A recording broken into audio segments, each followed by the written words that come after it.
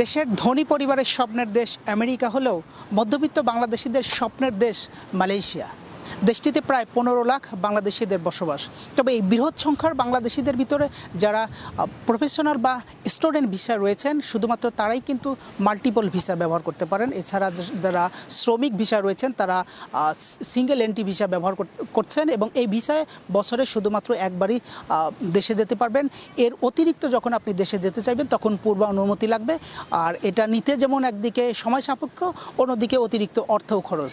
তবে মালয়েশিয়ায় থাকা বাংলাদেশিদের জন্য দারুণ এক সুখবর দিয়েছেন দেশটির কর্তৃপক্ষ। ইতিমধ্যেই তারা ঘোষণা দিয়েছেন মালয়েশিয়ায় থাকা প্রবাসী বাংলাদেশি যারা রয়েছেন তাদের শ্রমিকদের সিঙ্গেল এন্ট্রির পরিবর্তে মাল্টিপল এন্ট্রি ভিসা তাদেরকে দিচ্ছেন। ইতিমধ্যেই এই একটি পরিপত্র দেশটির বিমানবন্দর বা স্থলবন্দর ইমিগ্রেশনের জারি করা হয়েছে। এখন থেকে প্রবাসী বাংলাদেশিরা মাল্টিপল ভিসা ব্যবহার করবেন এবং এই ভিসায় একাধিকবার তারা বাংলাদেশে যেতে পারবেন।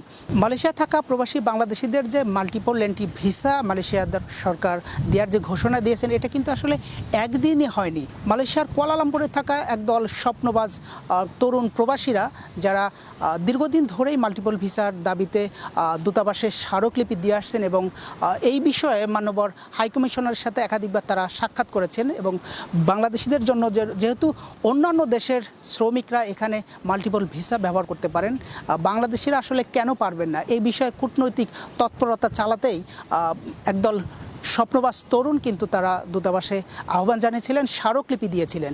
তারই প্রেক্ষিতে দূতাবাস কূটনৈতিক প্রচেষ্টা চালায় এবং সর্বশেষ সম্প্রতি যে মালয়েশিয়াতে সফর করেছিলেন বাংলাদেশ প্রবাসী কল্যাণ ও বৈদেশিক কর্মসংস্থান মন্ত্রণালয়ের উপদেষ্টা ডক্টর আসিফ নজরুল, তিনি মালয়েশিয়ার স্বরাষ্ট্রমন্ত্রীকে সাক্ষাতে তিনি বলেছিলেন যে অন্যান্য দেশের শ্রমিকরা এখানে মাল্টিপল ভিসা ব্যবহার করে, কিন্তু আমাদের বাংলাদেশি শ্রমিকদের জন্য এটা এক ধরনের বৈষম্য হচ্ছে, তারা এই সুযোগটা থেকে বঞ্চিত হচ্ছে।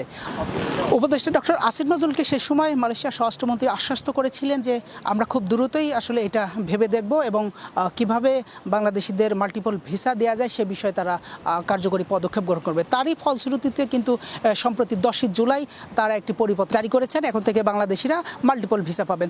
তবে ইতিমধ্যে যারা সিঙ্গেল এন্ট্রি ভিসা ব্যবহার করছেন তাদের আর মাল্টিপল ভিসার ব্যবহারের প্রয়োজন নাই। সিঙ্গেল এন্ট্রি ভিসাতেই তারা এখন মাল্টিপলের সুবিধা পাবেন। পরবর্তীতে যখন তারা নতুন ভিসা রিনিউ করবেন তখন সেখানে স্বাভাবিকভাবেই মাল্টিপল ভিসা উল্লেখ থাকবে। প্রবাসীদের এই দারুণ সুসংবাদের পরেও একটা আক্ষেপ রয়ে গেছে এবং একটা অস্থিরতা রয়ে গেছে। এখনও মালয়েশিয়াতে অসংখ্য বাংলাদেশি রয়েছেন অবৈধভাবে, যাদের মালয়েশিয়া থাকার বৈধ পারমিট নেই, অর্থাৎ ভিসা নেই। এই সকল প্রবাসীরা দাবি জানাচ্ছেন যেন তাদেরকে দেশে না পাঠিয়ে মালয়েশিয়াতেই বৈধতা দেওয়া হয়।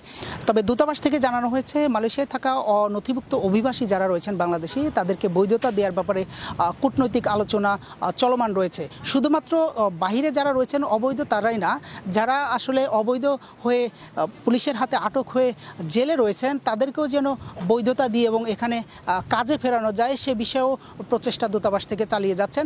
দূতাবাস থেকে আরেকটি বিষয় আসলে জানিয়ে রেখেছেন যে এই যে এখানে যারা অবৈধভাবে বসবাস করছেন তাদের যে বৈধতা এটা শুধুমাত্র বাংলাদেশ নয়, এখানে যে 15টা সোর্স কান্ট্রি রয়েছে যেসব দেশ থেকে মালয়েশিয়া বিদেশি শ্রমিক সরবরাহ করে থাকেন, প্রত্যেকটা দেশের হাইকমিশন থেকেই কিন্তু আসলে এই বৈধতার ব্যাপারে তাদেরকে অবহিত করা হয় এবং এটা একান্তই মালয়েশিয়ার এখতিয়ার। তবে আপনাদেরকে আরেকটু বলে রাখি, এখানে যারা অবৈধ হয়ে যাচ্ছেন তারা কেন অবৈধ হয়ে যাচ্ছেন সেটার কারণ জানতে হলে যেতে হবে একটু পিছনে ফিরে।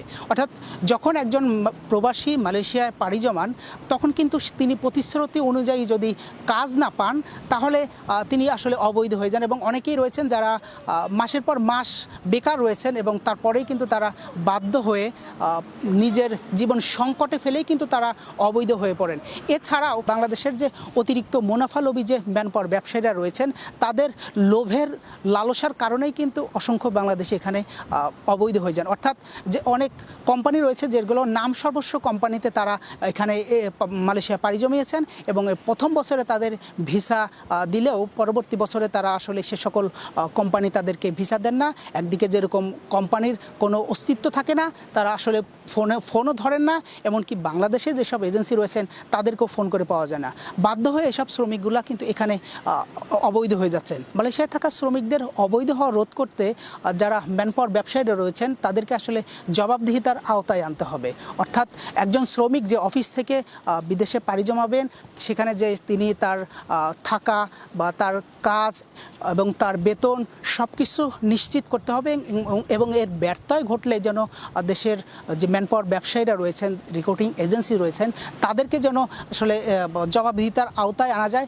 তাহলে কিন্তু অনেকাংশেই এই অবৈধ হওয়ার প্রবণতা কমে যাবে।